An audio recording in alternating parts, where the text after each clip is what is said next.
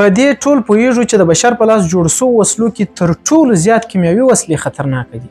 خو آیا پوهیږئ چې تر ټولو خطرناکه او تخریبونکې کیمیاوي وسله کوم هېواد جوړه کړې ده؟ که دا وسله استعمال سي څومره تخریب رامنځته کوي او د ژوندي پاتې کېدو لارې چارې څه دي؟ دا او دې ته ورته مسایل زما سره په دې ویډیویي کلیپ کې وګورئ. دا کال 1945 د اګست میاشتې 6 نیټه وه. د جاپان د ناګاساکي ښار پر اسمان باندې یو نامعلومه الوتکه راڅرګنده شوله. داسې الوتکه چې له ځانه سره د بشریت د تاریخ یو تر ټولو ستر راز درلود. بلې دا راز د لیټل بوی په نوم اټومي وسله وه. دلته میشت وګړي په دې نه وه خبر چې څو دقیقې وروسته به څه پیښې شي. د الوتکې چلوونکو له خپلو امیرونو څخه د لیټل بوی اټومي وسلې د استعمال اجازه واخیسته. دوی د ناګاساکي پر ښار باندې لیټل بوی اټومي وسله استعمال کړه. له دې لږ وروسته د اګست میاشتې پر 9 نیټه د هیروشیما پر ښار باندې هم ورته حمله ترسره شوه. دوی د هیروشیما پر ښار باندې د پیټمین په نوم بل اټومي وسله استعمال کړه. په دې دواړو چاودنو کې د جاپان ښار 2.5 لکه وګړو ته مرګ ژوبله واوښته. دې چاودنو د بشریت تاریخ بدل کړ. د امریکا له لوري پر هیروشیما او ناګاساکي باندې د 2 اټومي وسلو تر استعمال وروسته د نړۍ اکثریت ځواکمن هېوادونه د خپل داخلي او خارجي امنیت د خوندیتوب په پلمه د اټومي او هایدروجني وسلو د جوړولو په لټه کې شول. تر دې مهاله د نړۍ نه هېوادونه په دې توانېدلې تر څو اټومي او هایدروجني وسلې جوړې کړي. د یوې رسمي احصایې له مخې د نړۍ دا نو هېوادونو تقریبا تر 15,000 پورې شاوخوا هایدروجني او اټومي وسلې جوړې کړي. دا کیمیاوي وسلې له تخنیکي او تخریبي پلوه مختلف ډولونه لري چې په دوی کې تر ټولو زیاته خطرناکه وسله د تزار په نوم هایدروجني وسله ده چې د روسیې لخوا جوړه شوې ده او په 1961 کال کې وازمویل شول. خو پوښتنه دا ده که تزار بم د نړۍ پر یو نفوس لرونکي ښار باندې استعمال سي نو څومره تخریب به رامنځته کړي. تزار بم د امریکا لخوا پر هیروشیما باندې تر استعمال شوي پیټمین اټومي بم 3000 چنده زوروره هایدروجني وسله ده. مطلب دا وسله تر پیټمین 3000 چنده زیات تخریب رامنځته کوي.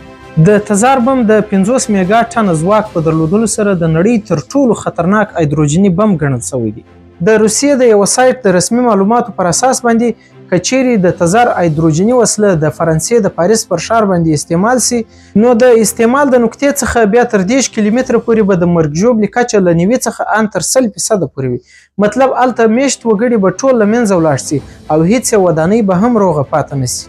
له 10 کیلومتره څخه بیا تر 50 کیلومتره پورې به د مرګ ژوبلې کچه تر 80% پورې وي.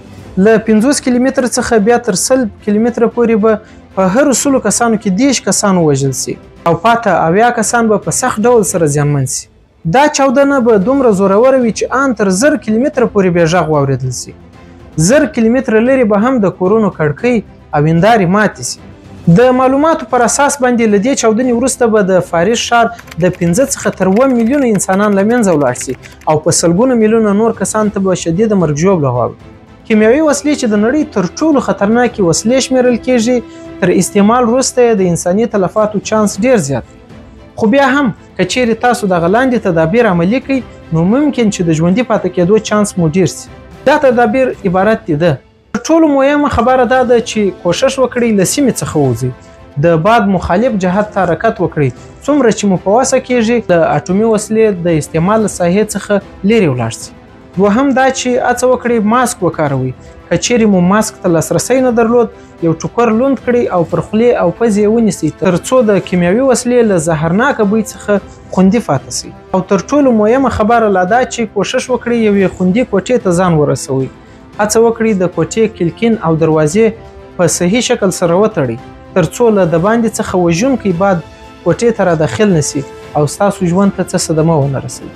د سترو قدرتونو سیالیو او د 20مې پیړۍ کشمکشونو ته په کتو ستاسو په اند څومره ممکنه ده چې اټومي او هایدروجني جګړه به ومشلي او که دا جګړه رامنځته کیږي نو لومړی به د کوم هېواد لخوا څخه اټومي وسله استعمالیږي؟ نظر مو راسره په کمنټ کې حتما شریک کړئ.